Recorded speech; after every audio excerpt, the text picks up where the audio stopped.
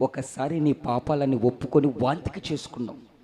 నీలో ఉన్న చీకటి అపవిత్రత అంతా బాప్తిసం ద్వారా ఏం చేశావు? సమాధి చేసావు, జల సమాధి చేసావు. నువ్వు మరలా మరలా మరలా చేయకూడదు చేస్తే, మరలా చూడకూడదు చూస్తే, మరలా బలలో చేయి వేస్తూ బయటికి వెళ్ళి మరలా చేయకూడదు చేస్తూ ఉంటే కక్కిన దాన్ని తింటుంది చూడు ఆ కుక్క, నువ్వు కుక్కవు. బల్లలో చెయ్యేస్తూ మరలా చీకటి పనులు చేస్తే, బల్లలో చెయ్యేస్తూ మరలా పాప పనులు చేస్తే, బల్లలో చెయ్యేస్తూ మరలా చూడకూడదు చూస్తే, బల్లలో చెయ్యేస్తూ మరలా పరస్త్రీ సాంగత్యము చేస్తే, బల్లలో చెయ్యేస్తూ పరపురుషుని సాంగత్యము చేస్తే